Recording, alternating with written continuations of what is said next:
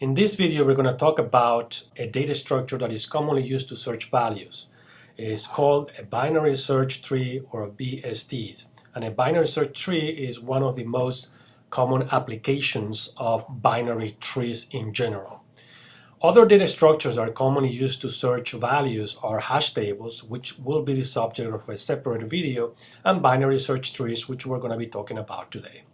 So as I said earlier, a binary search tree is essentially a binary tree. Remember, it's a collection of nodes where every node has two references called the left child and the right child. And then we built a tree based on that. And every node can have 0, 1, or 2 children. What you see here is a picture of a binary tree, and in particular, a picture of a binary search tree. So what makes a binary tree a binary search tree is simply the order in which the values are inserted or added into the tree. And in order to insert or add values, we follow a very simple rule. The first value obviously goes on what we call the root of the tree. We don't have any other option. So let's say that is July, as you can see in the diagram. Now, any other value, in this case, these are the names of the month. Any other month that we want to store in the binary search tree, we need to follow the rule that says that in the left subtree, all the values must be less than or equal to the value in the root. What that means is that on the left subtree, I'm going to have all the months that have names will show up in alphabetical order before July. And that means that their value is less than the value of July. And at the same time, on the right subtree, I'm going to write all the months that has value greater than July. What that means is the name of the month in alphabetical order will be placed after July. If the root node happens to be, let's say, a numerical value, then all I'm saying is that all the values to the left, in the left subtree, have to have a numerical value less than or equal to the value that I have at the root. And on the right subtree, I'm going to have numerical values which are greater than or equal to the value that I have in the root. The other thing to understand is that this very simple rule is applied recursively for every node that I have in the binary search tree. In other words, if I look, for example, here at May, and I'm looking now only at this subtree, then all the values to the right of May must be greater than, and all the values on the left subtree must be less than. And again, remember, greater than, less than means that in alphabetical order they will show up after or before. If I look at August, and I'm looking at this particular subtree, these three nodes, again, the node to the right, notice that it starts with a D, that comes after an A, and the node to the left starts with an A, but it's an AP, which should show up before the AU. So I can apply this rule to any particular node. And because of that, then we could say that the values on the binary search tree are sorted with respect to the value of the root node. Indeed. So think about the following. Assume that we're drawing an imaginary vertical line across July. Okay, so now we split the binary tree into two halves. Well, that's nothing else but the right subtree and the left subtree. So I can say that this is sorted with respect to the root, because all the values to the right will be greater than, and all the values on the left subtree will be less than the value on the root. Now, if I draw a vertical line across February, I can say the same thing. All the values to the right, and now I don't mean only the right subtree like in January, but all the values that they are on the right of that line will be greater than February. And all the values on the left of that line are going to be less than. If I trace a vertical line here in October, I'm going to see that the only value that I have in the binary search tree right now that is greater than October is September, because there is only one value to the right. All the other values have to precede October if I were to write them in alphabetical order. That's a very important and very powerful notion or concept to realize, because it's going to have an impact on the running time when we do search for values. Traversing a binary search trees is the same way that we traverse a regular binary tree. In other words, there are three possible ways. There is something called in-order traversal, pre-order traversal, and post-order traversal, and they follow the same rules. If you already watched the video on binary trees, these three traversals should be very familiar.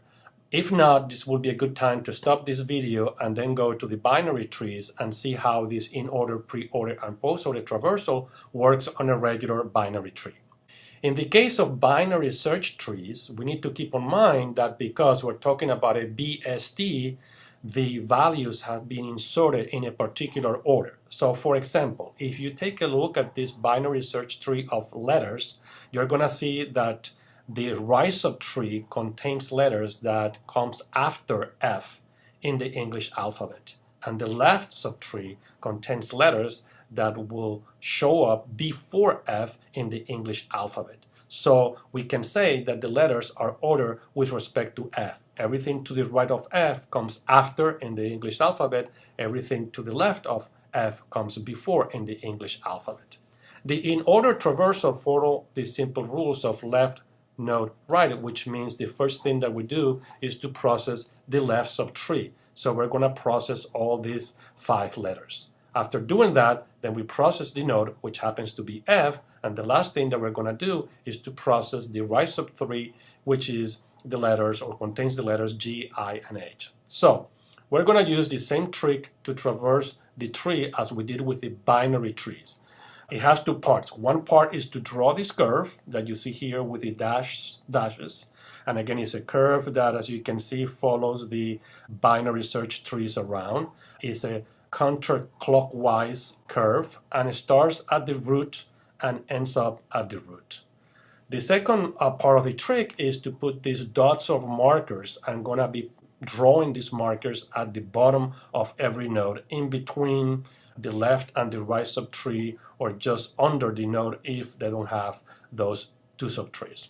So in order to traverse, what I'm going to do is I'm going to start with the root, okay, the node that has F, and I'm going to follow the curve. And every time that the curve intersects the dot, that means I need to process that node. And again, remember, process means I'm going to modify it, I'm going to display it, I'm going to count it, whatever I need to do. In this case, we're just simply going to print. So when I finish traversing this binary search tree, the expectation is that these letters are going to be printed in alphabetical order. So let's see how that works. So again, we start with the root, okay? We follow the curve, and the first thing that we're going to be doing is to process the left subtree. So if I follow the curve, notice that the first place where the dots and the curve intersect is A. So that's the first node that in this case I'm going to print. So I'm going to print the value A. Then what? Well, then notice that the next intersection is the node B, right? And then if I follow the curve, the next intersection will be C, followed by D, followed by E, right?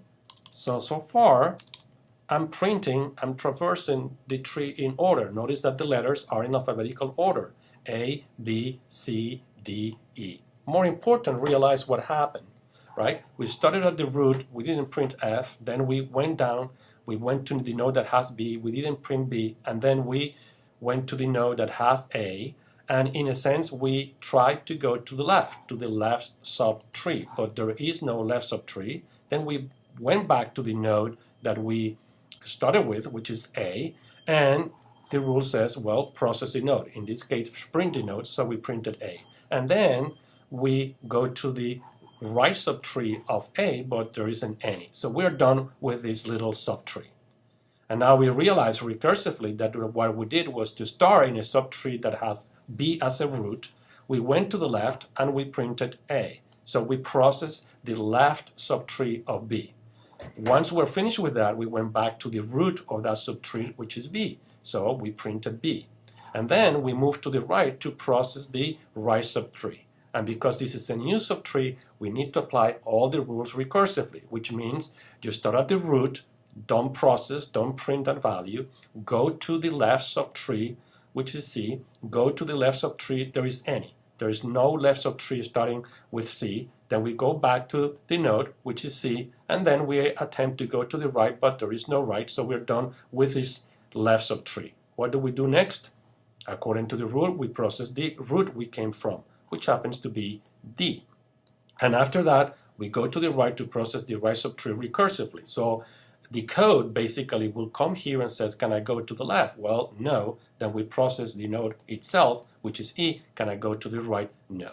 So at this point, right, A, B, C, D, and E not only has been printed in order, but we have processed all the values in the left subtree of my binary search tree. What's next? Well, now I need to process the root of the entire tree because I just finished processing the left subtree.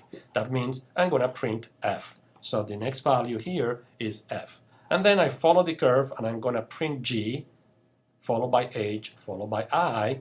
And again, I'm just simply applying all these rules recursively. And after printing I, which is the last value to be printed, if I follow the curve, I go back to where I started and I'm done.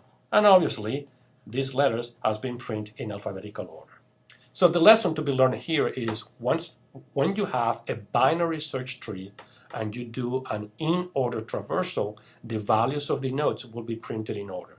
So if you have words, the words will be printed in alphabetical order. If you have numbers, the numbers will be printed in increasing order from smallest to largest.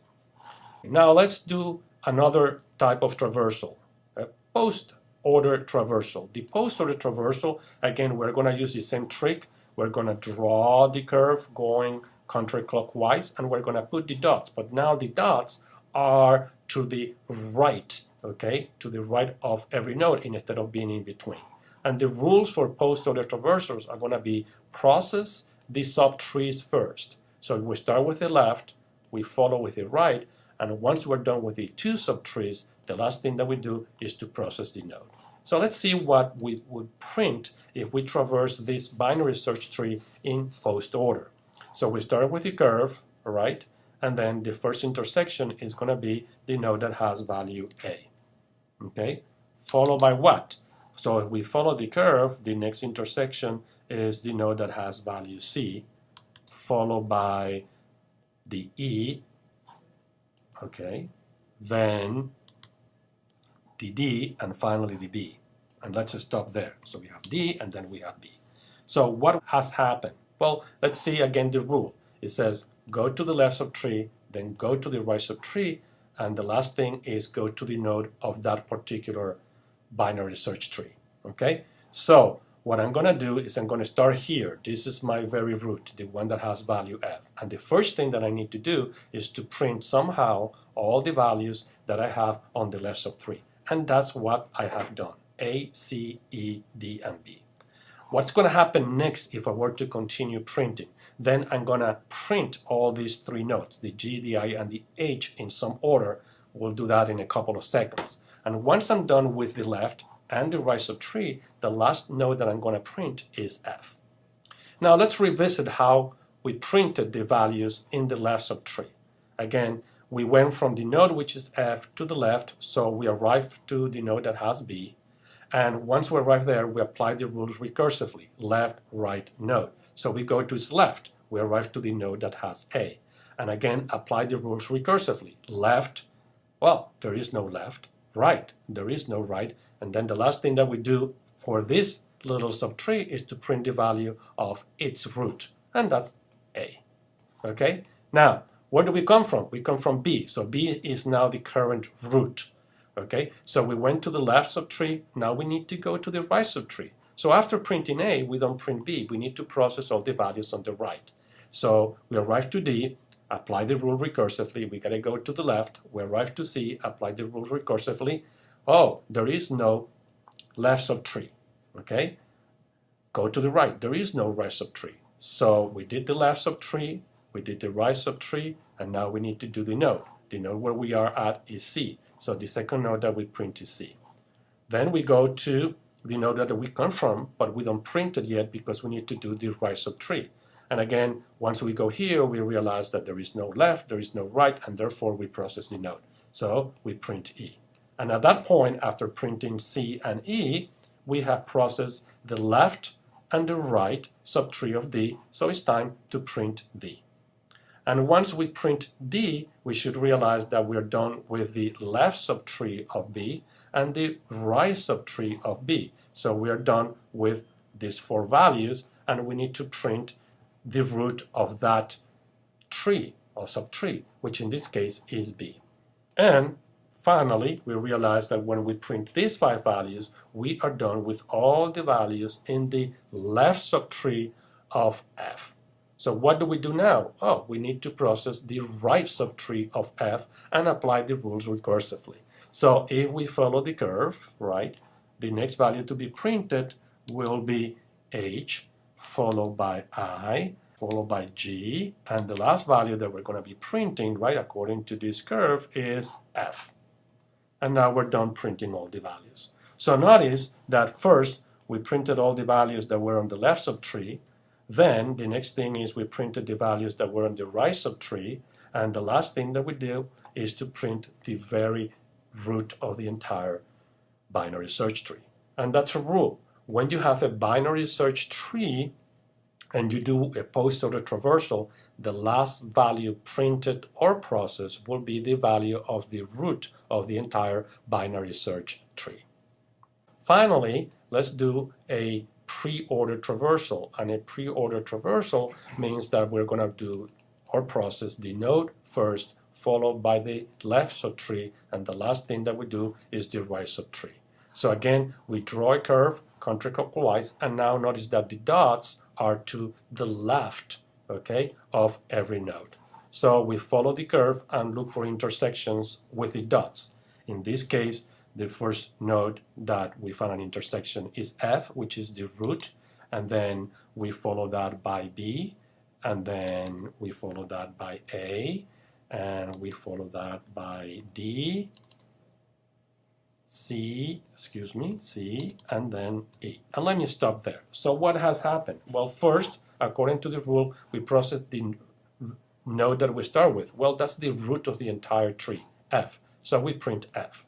Then we need to process all the values of the left subtree. So notice how B, A, D, C, and E are all the values on the left subtree. This will be followed by the values on the right subtree. As we did before, let's analyze how do we print the left subtree. Again, apply the rule recursively. So once we finish printing F, we realize that we need to go to the left, and now we are in B. Okay, but because this is a pre-order traversal, we need to print B, so we do so, and then we go to its left, and when we arrive to A, which is a new node or a new subtree, then we say process the root of that new subtree, which is A. At this point, we say, well, let me go to the left. Well, we can't. Let me go to the right. We can't.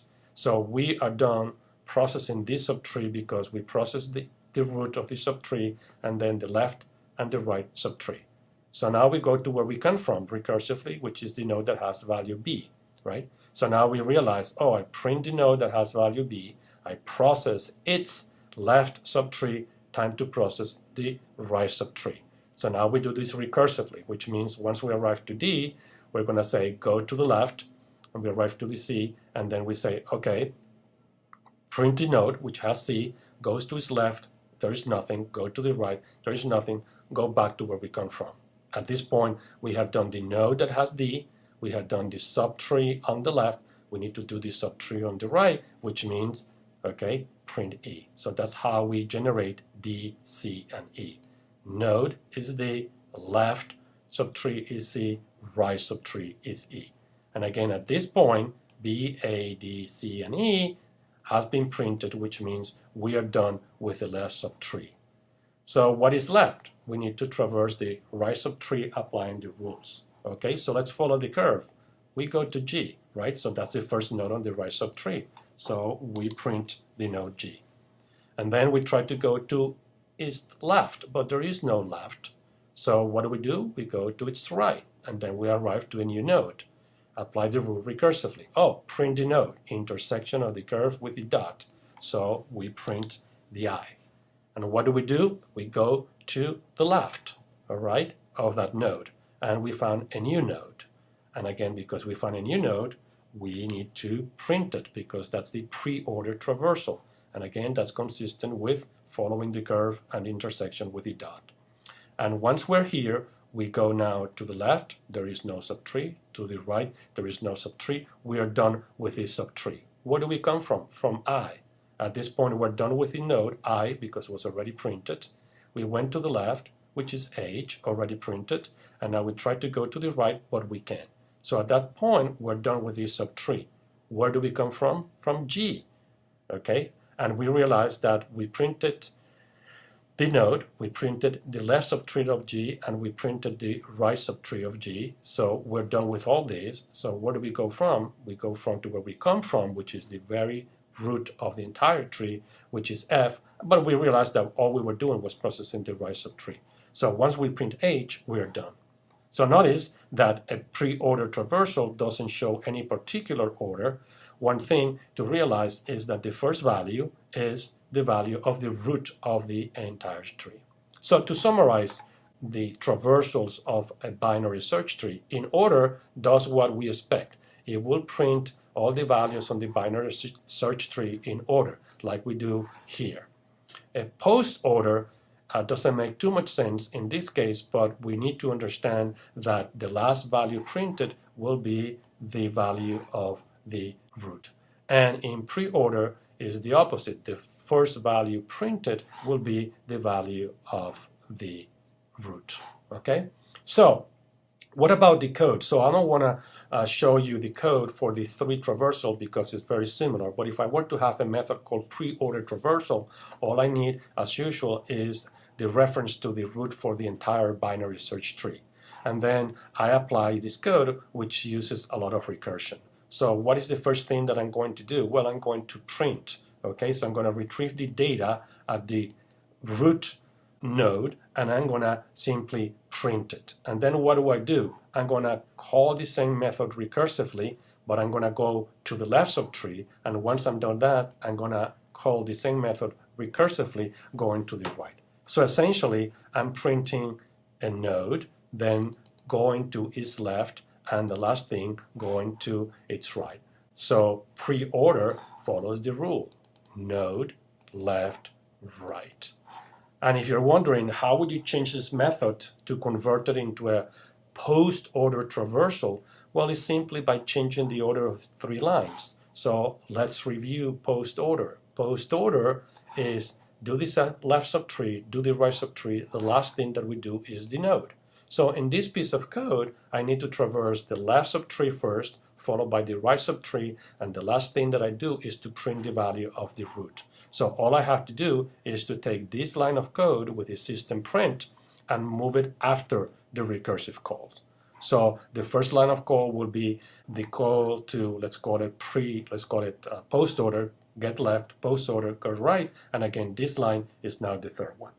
And by now you should figure out that in order traversal means that this line that I have highlighted is in between these 2 recursive calls. So we go to the left first, then we print the value at the node, and the last thing that we do is right.